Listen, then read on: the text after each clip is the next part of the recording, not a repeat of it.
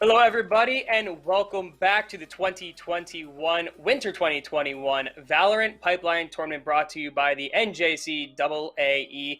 We just saw Nassau take the victory against Hudson Valley. I believe the score was 13-6, if I'm not mistaken. A very strong showing, especially after being down 4-0 early on in the match.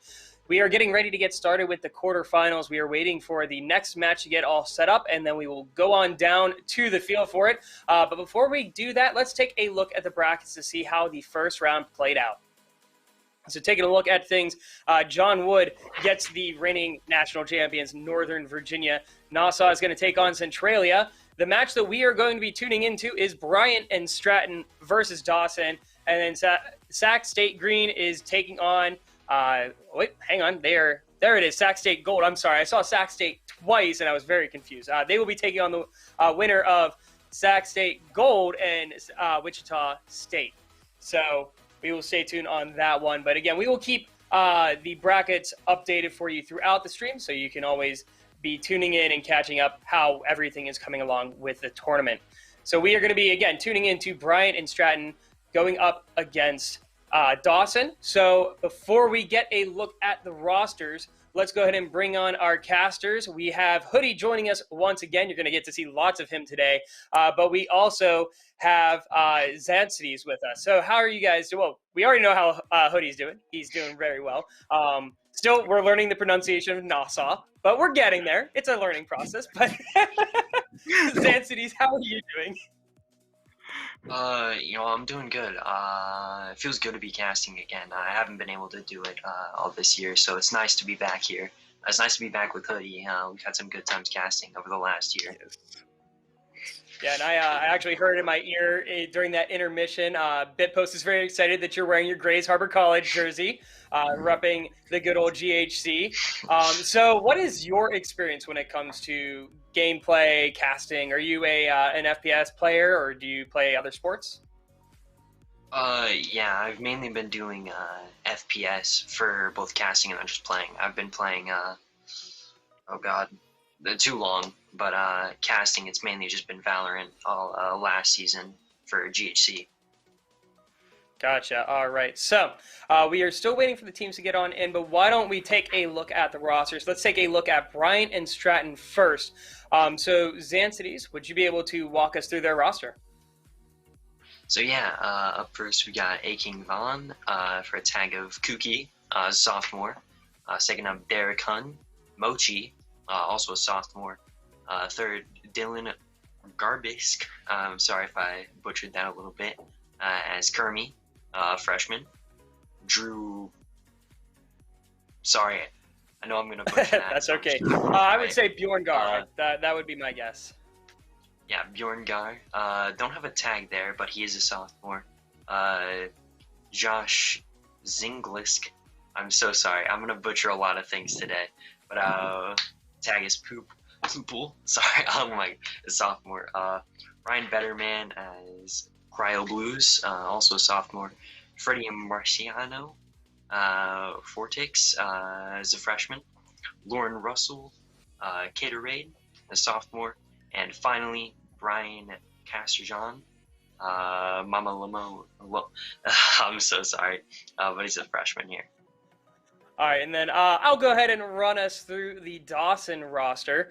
So the roster a little bit smaller than Bryant and Stratton, but we've got Christian Green going by GB, freshman out of Billings, Montana. We have Jonah Ducharme, Resneck, as the tag is, sophomore out of Polson, Montana. We have Jakin Berman, the tag is Paul's Mentor, freshman out of Glendive, Montana. Then we have Garrett Jones, his tag is Memes Redacted, another freshman, lots of freshmen on this squad. Also out of Glendive, Montana, and rounding out their roster is William Ullerly. The tag is Umbreon XY, a freshman out of Reed Point, Montana. So at this time, we are about 2 minutes away from match time, so we're going to head on down to the HyperX casting booth for our first quarterfinal match. Hoodie and Zansides, take it away. Well, Zansides, welcome back. We had a wonderful time at the championship. Now we're going to... Oh, losing a little bit of focus there. Can't move so much. We are going to have a really good quarterfinals here. I believe Bryant and Stratton was a top 8 playoff team from the season in the fall. The team that they're up against, I'm unsure what their record was last season, but I'm sure it will be a great game regardless. Are you looking forward to anything out of this game that maybe we didn't get to see out of the last game? I want to be honest, not much. Not knowing stats really doesn't help make judgment calls. So, not having that information to base off, I'm really looking forward to anything that happens. I'm kind of interested to see what the maps are going to look like as we go over the course of the day. Um, the map banning process, of course, a little bit different than Counter-Strike is because we've only got a much smaller map pool. Each team gets to, I believe, ban a map, and then the higher seed chooses, I believe, is how they were doing that. And then once we know what map we're going into, we can probably start to talk some strategies as to what goes behind that map. For now, I want to kind of touch base on the last game and what we saw kind of missing from it, and that was the economy side of not necessarily always forcing up when you have the opportunity to. What are your thoughts on how you sometimes play the economy game? Yeah, so playing economy is one of the most important things, along with just mechanical aim skill. If you're fighting every round, you aren't going to be able to sustain your loadout or your kit in the long run. So managing that, just keeping at least like good eco every round with a nice amount of cash to sustain you through the match, it'll help. Obviously, amazing people can pop off with just pistols, but having those better weapons round after round will help you a lot. I completely agree, and that is why you have to prioritize having that economy built up from time to time. We are going to be loading into Haven. That intro sequence there was running through what the map looks like for anybody that's new here, hasn't seen Valorant. That is what the map looks like. It's a great map, but it is a very special map. And why is that map special, Zancities? Yeah, so as you can see from this preview right here, the map has 3 sites, which is something we haven't seen out of Counter-Strike, and this is the only map like this in Valorant. So that makes it a lot more difficult for the defending side because they can have 3 different options to defend, and that means one of the sites is going to be less heavily guarded than the others. So it's very, very difficult if you have a very coordinated attack on one site, and then maybe it'll rotate out and flank to a different one. And for those reasons, I think kind of we see that reflected in the character picks here. You know, when you have to hold down sites, you can't afford to have as many, not throwaway characters, but characters that don't have good defensive abilities. And, you know, for the, I believe this is the Bryant and Stratton side here on defense right now. So yeah, so looking at the defensive side, really there's only one heavily defensive character in Killjoy right now, which could hurt them in the long run, or it might help them because they'll be able to retake sites a lot easier with the 2 fraggers that they have in Reyna and Phoenix. Going to see a bit of pushing into garage here. I'm a big fan of Killjoy on this map because of how much her ult reaches certain sites from very hard to reach places for the people to find it. That was a lot of activity that happened very quickly there for Bryant and Stratton, getting a lot of kills onto the Dawson players as they were trying to approach multiple sites. And now it's going to be Pulse to Mentor here. Oh, he's going to be able to find one. Pick up a little bit of money for next round. Yeah, Pulse getting that nice shot onto Killjoy definitely helped the eco, keeping them down on the defending side, but also hurt them losing that first round. Looks like we might have some people on defending side going for as we see Kermi buying full kit with the Spectre and full shield, and that'll give them advantage. And the Spectre buy here, normal. You again talked about it a little bit at the beginning of last game. You always want to press that advantage early and take as many rounds in that early as possible. We saw that was not Nassau, but their opponent get the 4 rounds up, and then have that comeback. And so, wow, Pulp with the spray down control, very excellent Spectre control. Yeah. Pulp pushing that advantage that he has with his kid, just having the Spectre and armor, taking that extra damage will help so much, as we saw him drop a 3K right there. Dr. Unibrow gonna find a kill on Poopy pushing window, but it's gonna be Cryo with the Stinger spray down. I'm not a big fan of the Stinger. Some people really enjoy it. It does have a unique ability to be that full spray at close range, and then if you right click and you go into the scope, it actually turns into a 3 burst and gives you a little bit of range with it. I still personally think the Spectre is just better in most regards. Yeah, definitely going for a save round. The forgot its name. Spectre. Or the Stinger. No, not the Stinger. Yeah, the Stinger being 600 less than the Spectre can definitely help in save rounds, but it's not the best. You have better options. Very slow play here from Dawson. They're not really just rushing headfirst into any sites, and they know that the opposing team does have those Spectres, so they want to make sure that they are. It's kind of a weird triangle, Rifle beats SMG, but SMG loses the pistol at range, and it's just an awkward balance that they have to try to figure out. Now, looking at this character pick, something that I don't, or me personally, I haven't seen a lot of is Skye. Skye's a very useful pick on attack, mainly because of her heal ability, and that she has 3 flashes, so that can help with a site take. Looks like they're going to be trying to use those flashes at the exact reason or purpose here, as they're getting very close to pushing onto the B site. Some excellent positioning here from Bryant and Stratton. Some good smoke play to put the delay in there, and that's something that you really want to make sure that you're utilizing playing these tactical first-person shooters is your smokes to delay time, because just as much as you have to get the bomb down, you also have to beat the clock. Yeah. But looking at the disadvantage that Dawson has, still trying to save on the 3rd round. Really hurts, and they have 1 person go down, but they take 3 out on Bryant and Stratton.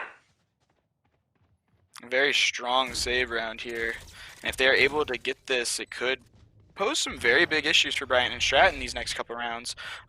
They're going to try to probably find exit frags. Oh nope, Kermie's gonna get a frag. This is probably gonna open the whole door for him. Yep, there's gonna be 2 more, Mochi and Kermie. Now it's just down to GD.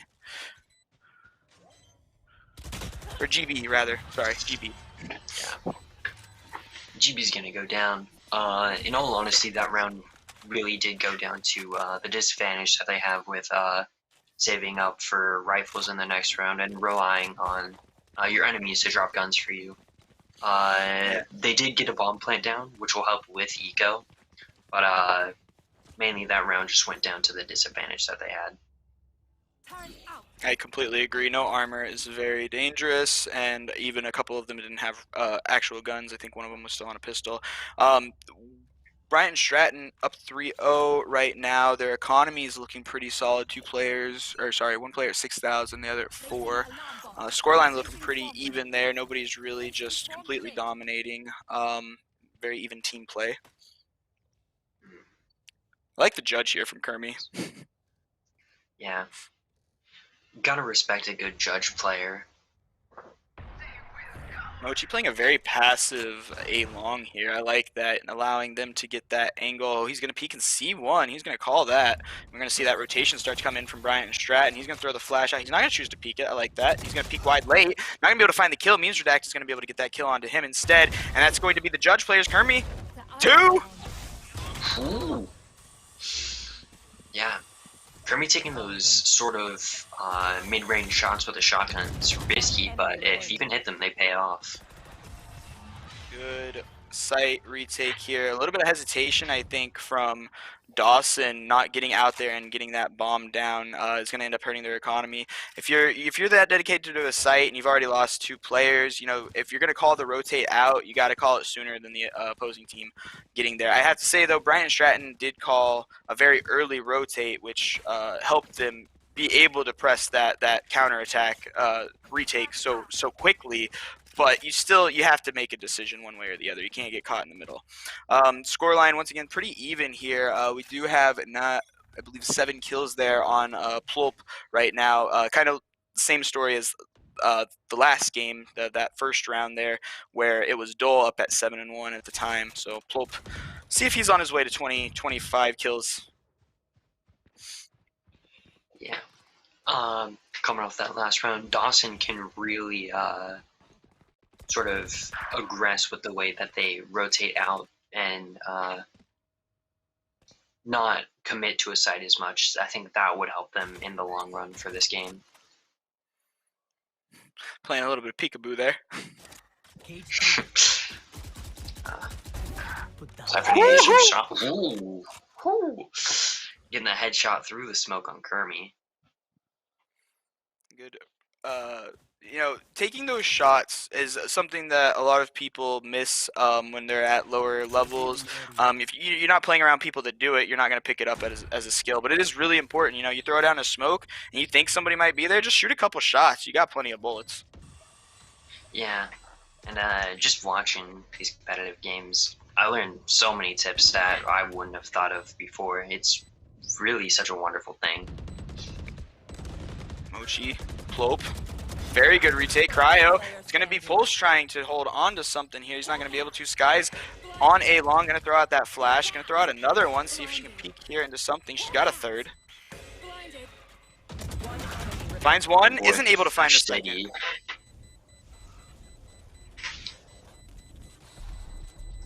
Looks like they are going to get this defuse here, though. Very close. 2 seconds left. Almost 3. Very so strong. If you have a Sky, sorry, but I was going to say, if you do have a coordinated team who can just run off Sky's 3 flashes, which I believe is the most out of any character in the game, but they are also the hardest to use, as you have to sort of like control them yourself. It can be difficult to pull off, but if you are able to just spam 3 flashes into a site perfectly timed, it can be devastating. Absolutely. Breach, the other character that has 3 flashes, and I believe that was a recent update. They actually gave him an extra one to try to buff his utility a little bit. But yeah, no, those flashes are absolutely critical to have on your team in some form or fashion. You'll usually see a team composition with at least one character who has flashes in some regards. I think, you know, something to keep into mind here too with this 5-0 scoreline is how attacker-sided this map is. Mm-hmm. Yeah, so this map being very attacker heavy, I'm kind of surprised to see Dawson go down 5-0, but also not at the same time, because if you have a really good team, the fact that it's attacker side, it will kind of like outweigh itself with their ability to, you know, like play around their weaknesses and just rotate out when needed.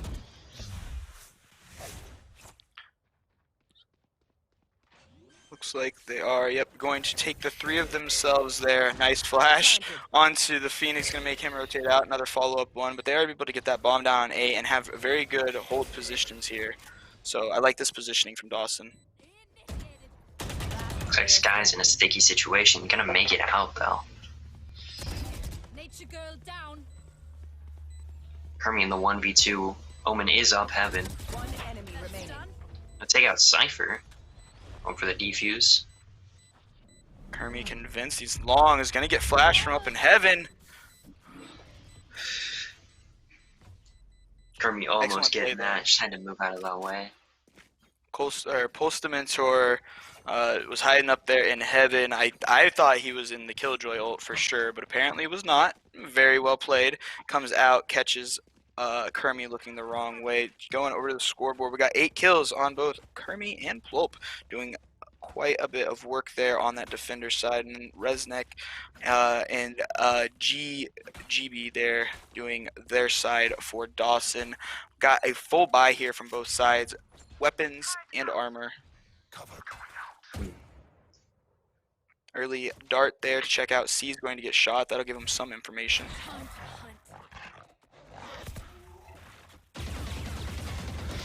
It's like Pulp is gonna get caught out in garage. Good blind to retreat. Very good disengage.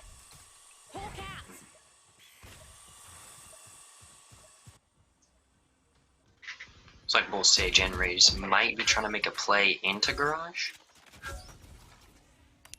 Bit of aggressive peek down long, and they're going to be able to find a kill. It's going to put Bryant and Stratton down a player here on whatever site they take. Now here's really where the attacker side, Dawson, needs to use their number advantage. Unfortunately, they're going to lose that as Plulp able to find a pick on to GB. Resnick, though, is going to find a second one for the round over there on Mochi. Looks like Resnick already called out the rotate to come there. Yeah, they got very deep onto the A site. They're going to get that bomb down now and see if they can hold that retake like they did last round. Once again, a teleport up to heaven. And I don't think the attacker side, or rather the defender side, heard that.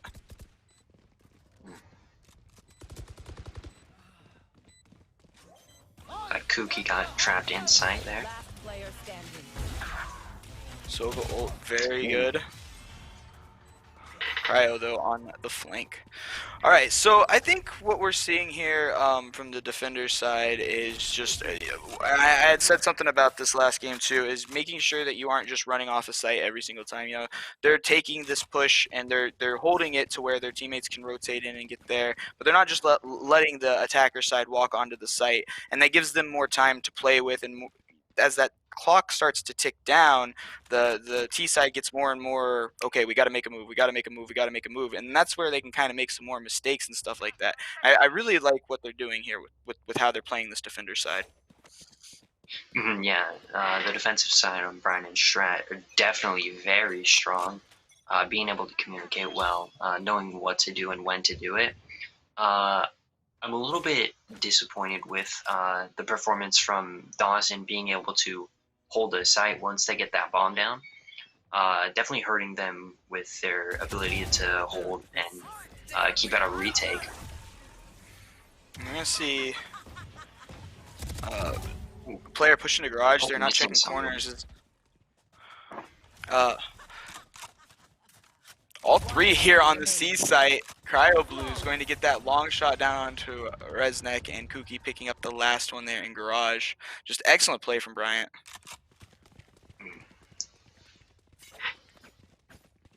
Yeah, some wonderful shots coming out of Bryant and Strat right now. 13-3 for Pluip is just, he keeps finding people not looking, you know, and it's a very good scoreline to have at 13-3, but really is that 4 assists, I believe, as well. So I mean, he's not even just playing the steal all the kills game. He's just getting a lot of early aggression and winning it.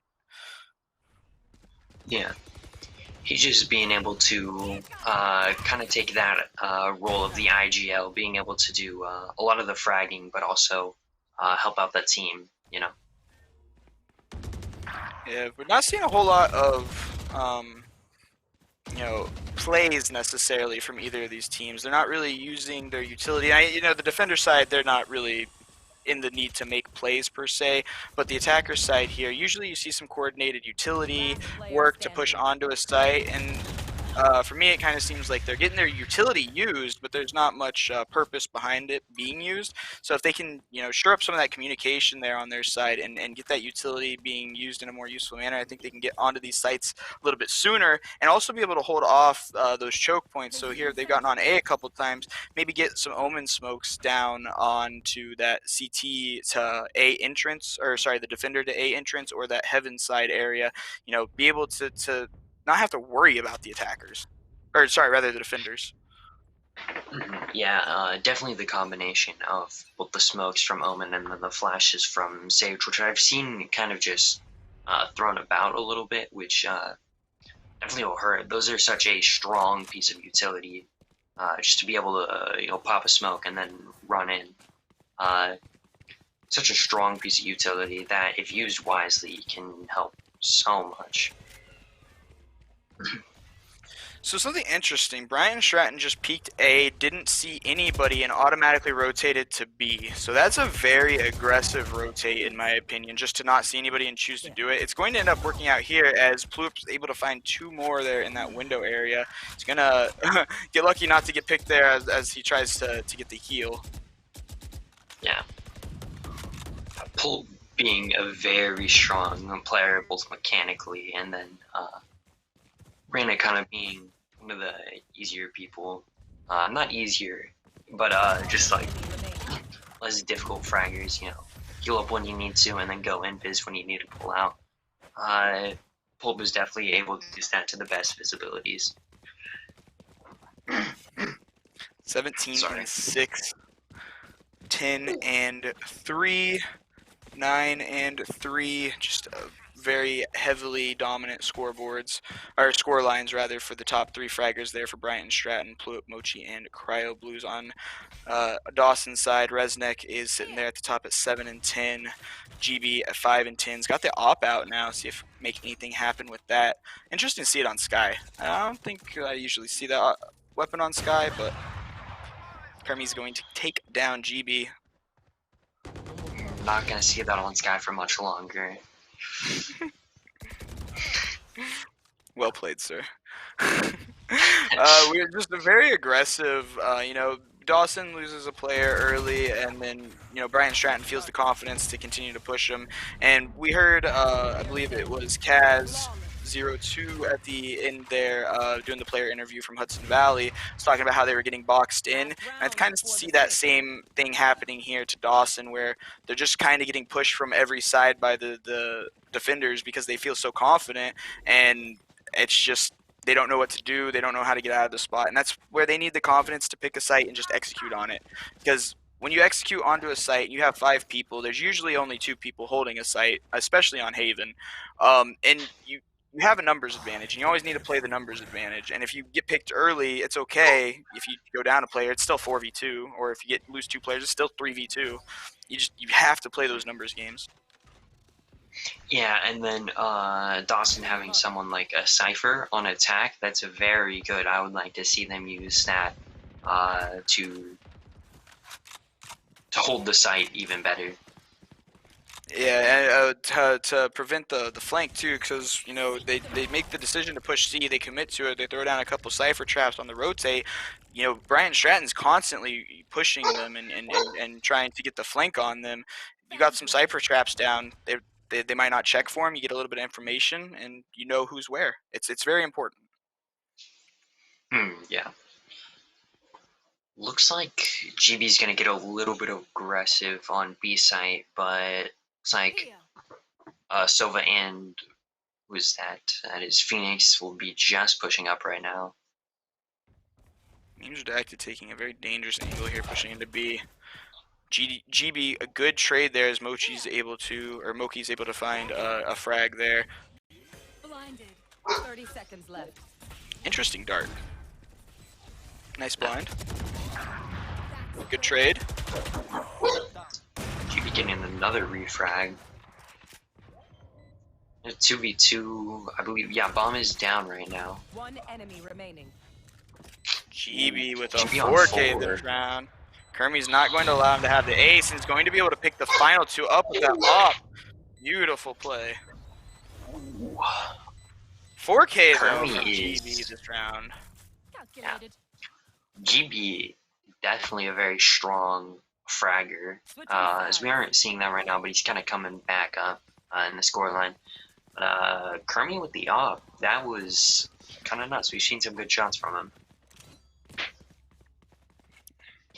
We are switching sides here. 11-1 scoreline is you have to win pistol essentially. Your opponent wins pistol here. They go up to 12-1. They get to force up specters. It just makes it a very difficult scoreline. So we're really going to have to see Dawson hunker down and play a stronger CT side, defender side. I think they're teamwork there on the attacker side was a little bit messy, but if they can pull that back and kind of understand who's playing which site and why, then they have a chance on this defender side. Yeah, it's definitely not impossible to make this comeback. Definitely, it's going to be a struggle coming back from 11-1.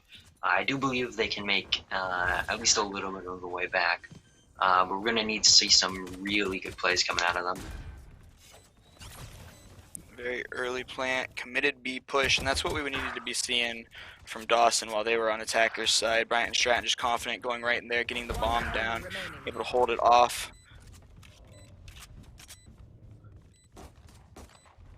This looks like gonna get stuck in there. GB going 12-1 right now. It's not looking very good at all for Dawson.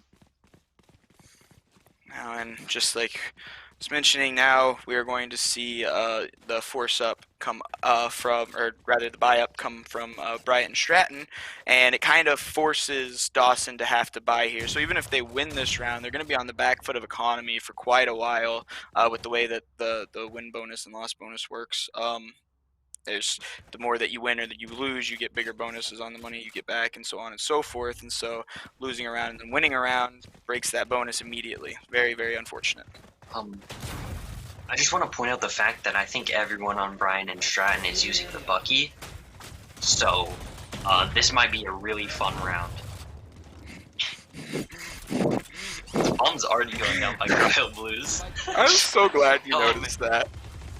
Dude, this is gonna be so fun. Unibrow getting a shock arrow kill though. Oh, Oh no. Cole said I got one too. In the 2v2, 2 shotguns versus a couple other weapons. Unibrow getting an Ares kill. Kuki kind of stuck in sight right now. One enemy remaining. Oh man. As we see Sova on long. Oh no, Sova in 7, my bad. This is Sird on long.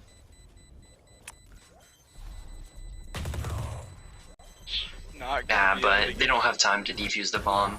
Dr. Unibrow with the 4K on this last round though. That was a fun last round. It's a very fun last round. That was a wonderful last round. All Buckies. Was it Nuck if you buck or something like that? That's great. Excellent play there from Bryant and Stratton. Obviously blew up their 18-6 score line. Moki 15-6. GB there at the end really was kind of finding the rhythm. You know, they ended at 10-14. I think they spent most of the round there at like 2 or 3 kills. They had a 4K going into the last round. Resnick had been performing well throughout for Dawson there, but he kind of tapered off, and GB kind of took over a little bit. But just overall strong performance from Bryant and Stratton as an entire team. Yeah, I'm very impressed with what Bryant and Stratton did. Also with some of the plays from it was Dawson. Yeah. Yes. Sorry. Yeah. But, impressed with plays from both the teams. Congratulations, Bryant and Stratton. Well played. Alex, how'd you feel about that match? It was a great match. I mean, Bryant and Stratton looks very, very strong, and they might be a team we might see again in the finals coming up here in the next few rounds. I mean, very impressed with the duo of Mochi and Plup. The two of them were just running a tear throughout that entire match. Plup had no hold back. Any angle that he wanted to take, he was confident in taking it. Any peek he wanted to peek, he was peeking it. It was clean. All right, so we are going to have one of the members from Bryant and Stratton joining us. Don't believe the player is here yet, but we are going to be having Kermie joining us here in the call, so we will have that in just a few moments. But Kermie. Oh, I was going to say, Kermie was playing very strong on that op, so I'm kind of excited to ask them about whether they are planning on using that predominantly throughout the rest of the tournament, or whether that was just kind of something that they got ahead and were feeling a bit, I'll try it. Yeah, the one thing I noticed throughout the match was they were very aggressive. They like to initiate a lot of the plays on Dawson. I'm not sure we would have seen that same style had they not had such a big lead. I think that they got that confidence, and that is what led them to the aggressive plays. Yeah, so while we have a moment, while we wait for Kermie to join us, let's take a quick peek at the bracket to see how things are coming along on the other side and who will be facing Bryant and Stratton. So the potential matchup for them is Sacramento State Green versus Wichita State. So they will get the winner of that one. And then over on the other side, we have John Wood taking on North Virginia, and then Nassau taking on Centralia. So we'll see who is going to be coming across the other side of the bracket, and then who is going to be facing Bryant and Stratton. Not sure if we have Kermie here in the call. Kermie, are you here yet? Oh, not yet. So we don't have anything quite yet. So what do you guys see as potential takeaways for Bryant and Stratton moving forward in this tournament? I'm going to be honest. I found it a little interesting to see what they do with some of the plays they had where they would find a fight and then sort of instantly rotate off, leaving one of the sides undefended. I think they did that a couple of times. I found that a little bit interesting from them. I agree. I think it'd be something that other teams will be able to watch and adapt their game style. And that's why I don't think that is necessarily their game plan. You know, they play a very strong and precise game. I don't think they would make errors like that if they weren't feeling confident. Gotcha. So maybe adjusting just based on who they're going up against, trying to vary their play style. Which adaptability is one of my biggest things that I think teams should have all times. Absolutely. Yeah, I mean, adaptability without it, I mean, you're very predictable. You're not able to adjust on the fly. If you get a team that is a quicker team or a more aggressive team, you're just going to get beat with the same plays over and over and over. So I did get where we're trying to get Kermie in. Kermie is having a little bit of technical issues, so I don't know if we're going to be able to have the interview. We'll keep posted if we are able to get Kermie in. Hopefully we can, because we would love to be able to pick the brain of the Bryant and Stratton squad a little bit after that very strong 13-1 show.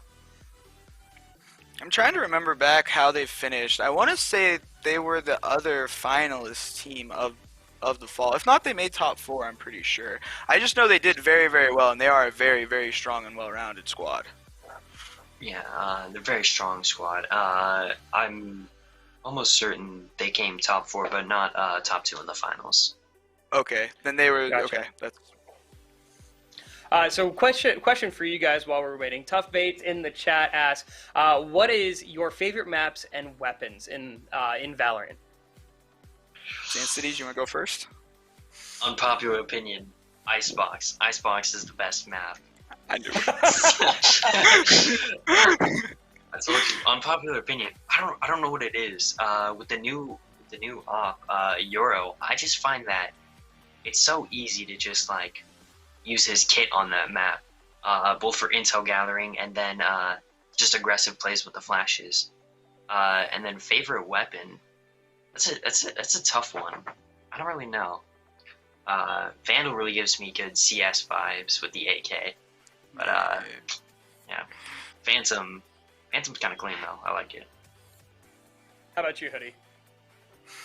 My favorite map's definitely Bind. I like the rotational plays that can come out of it. Put your thumb away, Mr. Icebox. The rotational plays on Bind, the ability to use Omen to fake rotations, just a lot of mental play that you don't get from some of the other maps that are more of the fundamental focused ones. My favorite weapon, also an interesting question. I'd say I'm gonna go with the op. You know, it's boring, but it is my favorite weapon. See, I wish I had more of a say. Unfortunately, I don't. I've only played a few rounds of Valorant, so I am not very familiar with the map's gameplay. I am learning a ton, though. Watching these players down on the field, they're doing a stellar job throughout all of this. So we got word that it does not seem like Kermie's going to be able to join us. We're trying for Cryo Blues, still from Bryant and Stratton. But before we get to that, just to give them some time to get into the call, let's hear a word from one of our sponsors for today. So the NJCAA is a proud partner with Generation Esports. Schools have been adopting esports as an official sport or even as an extracurricular, and we are finding increased attendance and GPA scores through it. With 70% of Americans reporting that they play video games, it's a no-brainer that esports can be a powerful tool in engaging your audience remotely or in person. Esports clubs are seeing rapid growth and the impact on community, socialization, competition, and leadership that students need. And Generation Esports is a STEM.org accredited organization. To find out more about Generation Esports, head over to generationesports.com. So let's go ahead and bring back in our casters here. Hopefully, we have Cryo in the chat. Cryo, are you here with us? Not quite yet, it sounds like. Hey, it's okay.